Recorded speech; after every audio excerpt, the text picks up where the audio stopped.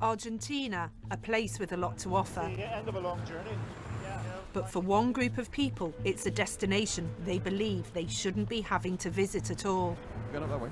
Okay. What's on offer here is a treatment for their children with cystic fibrosis. This is it. It's a cheap copy of Orkambi, a drug that the NHS in most of the UK considers not worth the price. But patients in Scotland today learnt that they'll be able to get it free on the NHS. Welcome, everybody. We've been following their story since May, when they formed a buyers club. We filmed them striking a deal with Gaydor, the company that makes the copy. They're charging £24,000 per year, which the families are paying out of their own pocket. It's much less than the £104,000 some of them were paying for Orkambi.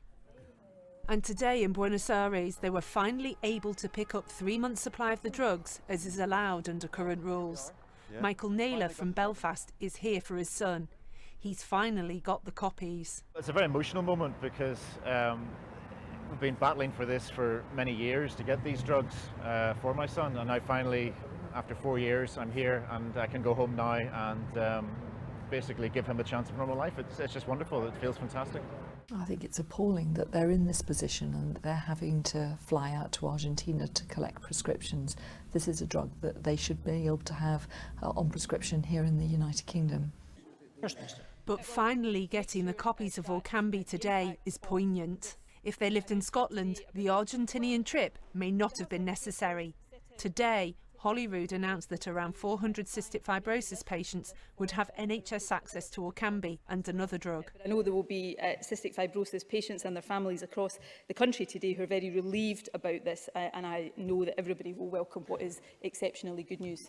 I think it's, I'm delighted for the people of Scotland that they've managed to do a deal with Vertex. But that doesn't mean it's going to happen for the rest of the UK, and we've got to carry on this fight to get access for our children. So somehow we need access, whether it's with Vertex or whether it's a generic, it doesn't matter to us, but just we need access, and we need it now. Today's announcement undoubtedly puts pressure on the NHS in other parts of the UK. England, for example, has been involved in a lengthy stalemate over the price of the drugs. There are around 10,000 people eligible for them here. But Holyrood has been criticised by MPs south of the border for political interference, saying it has undermined the negotiating position of the NHS.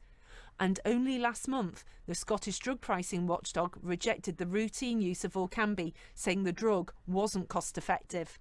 It's not just governments coming in for criticism. Oh, well, I think the drug company are behaving really badly. This is Vertex Pharmaceuticals, and they're behaving in a way that makes them not just outliers, but extreme outliers compared to other drug companies that do negotiate effectively on price to make products available on the NHS.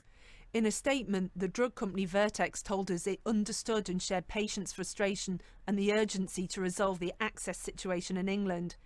It said it had reached agreements with 17 countries around the world and remained in talks with NHS England. The company added that the price of its medicines was based on the difference they bring to patients' lives and the significant cost of R&D investment.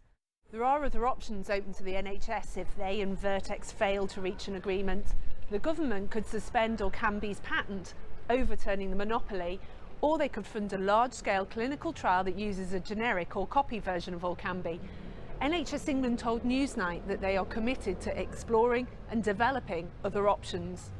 I think it matters that we have these price control mechanisms, because if we didn't, if we went down the US route of not being allowed to negotiate on price, it's estimated that would add an extra 10 billion a year to the NHS drugs bill. And of course that's 10 billion that you're then not able to spend on other things. It's not clear how long this impasse will go on for. Meanwhile, will parents such as Rob and Michael keep on having to travel to Argentina? And when will a solution be found here at home?